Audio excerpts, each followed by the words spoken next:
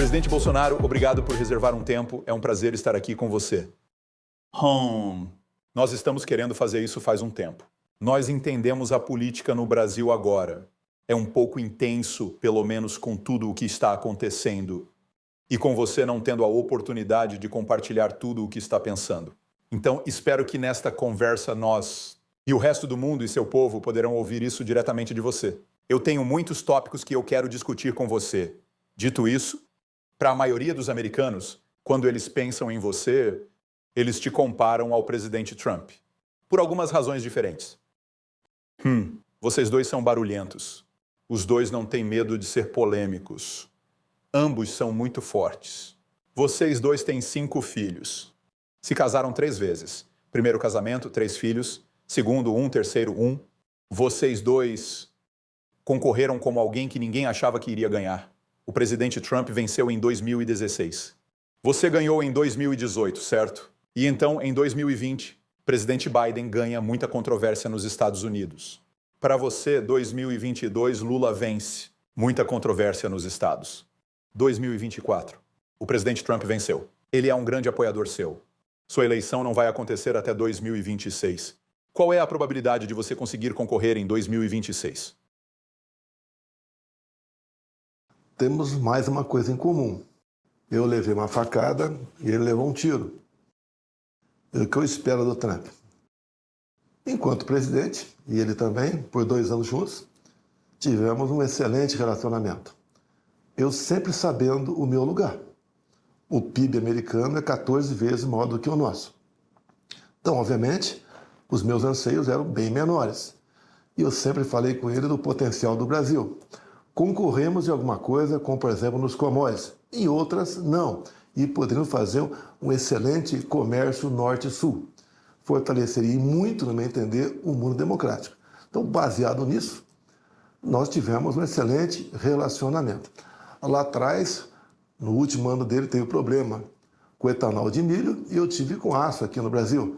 E nós nos entendemos rapidamente e resolvemos os nossos respectivos problemas. Tínhamos sonhos para o futuro. Como discutiu muito comigo sobre a questão da Venezuela, não prosseguimos porque ele não foi reeleito. E também as questões econômicas. Tá? Ele, por exemplo, nos ajudou em muita coisa, como o Brasil passou a ser o país, né, grande aliado extra-OTAN, interesse das Forças Armadas, basicamente isso aí. Eu isentei de visto o americano para vir para o Brasil como um turista. Ele suspendeu o embargo da carne por parte do Brasil. Ou seja, tínhamos começado um excelente relacionamento. Caso ele tivesse sido reeleito, eu tenho certeza que o mesmo aconteceria comigo no Brasil. Muito interessante ouvir isso, quero dizer. Podemos passar, claro, para o seu histórico. Você veio mais da área militar, você estava nas Forças Armadas, se tornou capitão, depois foi para o Congresso por 27 anos. Nos últimos 4 anos, você e seu filho Eduardo também estavam servindo ao mesmo tempo, o que deve ter sido interessante. E aí você entrou na política. Mas a pergunta que tenho para você agora, em 2026. Até agora, a grande diferença entre a situação no Brasil que você está e a situação em que o Trump estava. Nos Estados Unidos, eles tinham a capacidade para a Suprema Corte. Para não permitir que Trump fosse para a disputa no Colorado ou em muitos outros estados, eles tentaram. E não conseguiram. Porque nos Estados Unidos, os conservadores tinham a maioria na Corte Suprema de 623. Porque o presidente tem 3 assentos, certo? Na Constituição que temos com os juízes supremos. Aqui vocês têm 11 ministros do Supremo Tribunal. E desses 11, 2 que você designou, que são conservadores. E o resto, eu acho que 4 são do centro. Outros 4 são do Partido Liberal, com um deles sendo também considerado conservador, que é o Zanin. O Cristiano Zanin, que entrou, mas você sabe, ele centro-conservador, talvez não tão conservador como você. Você acha que o papel, você não ter o controle sobre o Supremo Tribunal, atuou contra você na eleição de 2022?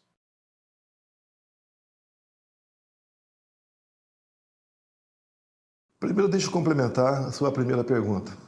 O que eu espero do Trump e do governo americano? O mesmo no tocante à Venezuela. Democracias sérias do mundo não aceitaram o resultado da Venezuela tendo de vista o Maduro não ter apresentado as atas das eleições. O que eu espero que aconteça no Brasil? Que só seja reconhecido, eleito, aquele que disputou com um processo onde os votos possam ser auditados, que tenha contagem pública dos mesmos. O nosso aqui é uma tremenda caixa preta. E também não seja aceito eleição de alguém cuja oposição tenha sido amordaçada, alijado por questão menores, como, por exemplo, no meu caso, inelegibilidade. Ou seja, o sistema aqui, Estado profundo, né, trabalha para tirar os opositores do Lula ou da esquerda. E eu sou aqui no Brasil, no momento, a única liderança de direita, como é Trump nos Estados Unidos. Eu espero que isso realmente aconteça aqui por parte de chefes de Estado do mundo todo, não reconhecer uma eleição feita dessa forma. A questão do Supremo Tribunal Federal passa a ser um problema no Brasil, cuja maioria dos ministros o tempo todo se manifestam publicamente perante a imprensa, dão suas opiniões, inclusive vão para dentro do parlamento brasileiro para fazer lobby o que eles querem e o que não querem. E ameaçam publicamente, alguns ministros, se tal proposta avançar, nós a consideraremos inconstitucional. Esse é o problema que a gente tem. No meu caso particular, espero que esse processo último que eu estou respondendo agora, que tentaram de tudo me condenar a alguma coisa, não conseguiram. Agora inventaram uma história de golpe no Brasil. Tá? Esse é um processo que vai se arrastar. Eu posso, no último momento do ano que vem, registrar minha candidatura. Até lá estarei, com toda certeza, arrastando multidões pelo Brasil, como sempre fiz, enquanto presidente, enquanto candidato lá atrás. E agora, nesses últimos 2 anos também, que é a força que eu tenho para tentar demover o Supremo da ideia de me tirar da disputa política. O que eu entendo? A minha não candidatura é uma negação da democracia. A figura da inelegibilidade não existe nos Estados Unidos. Aqui inventaram, eu não tenho nenhuma condenação, nem denúncia de corrupção, nada, e ficam querendo me tornar inelegível, como me tornaram, porque eu me reuni com embaixadores, com uma política privativa minha, reunir-se com embaixadores, onde eu mostrei aqui o inquérito de número 1361, mostrando as inconsistências do sistema eleitoral nosso. Documento esse produzido pelo próprio Tribunal Superior Eleitoral. Por causa disso, uma das inelegibilidades. E esse inquérito, acredite, o ministro Alexandre de Moraes, era um inquérito ostensivo, todo mundo podia vê-lo, ele classificou como confidencial, ou seja, um inquérito secreto. Em cima desse inquérito, todo o problema que a gente vive aqui no Brasil atualmente. Bastaria o ministro suspender, levantar o sigilo desse inquérito, que acredito que tudo será resolvido aqui no tocante às urnas eletrônicas e no tocante às últimas eleições. Eu concordo, mas o ponto que estou tentando fazer aqui é o fato de que se nos Estados Unidos a Constituição e a esquerda poderia impedir Trump de concorrer em 2024, eles teriam feito exatamente o mesmo que fizeram com você, a mesma coisa. A razão pela qual não puderam é porque ele tinha controle do Supremo Tribunal, onde eles não podiam ir atrás dele. Se você fosse explicar a diferença para alguns de nós que talvez não saibamos qual é a diferença em sua Constituição versus a nossa, e qual é a diferença na sua Suprema Corte em comparação com a nossa? A nossa Suprema Corte aqui é totalmente politizada.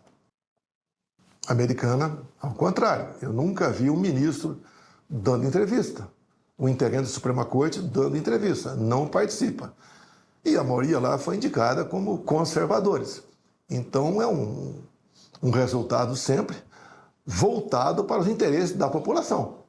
Aqui, por exemplo, como deve ser nos Estados Unidos, quem decide é o parlamento e o presidente. O judiciário fica afastado. Só entra para decidir algumas questões pontuais. No Brasil é completamente diferente. O judiciário sempre está na frente das decisões. Por exemplo, eu luto pelo voto impresso, semelhante que é na Venezuela agora, desde 2012. Por quê? Eu quero uma barreira a mais de segurança por ocasião das eleições.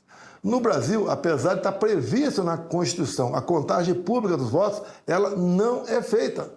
A apuração é feita dentro de uma sala secreta do Tribunal Superior Eleitoral. E você poderia perguntar, como é que você se elegeu em 2018?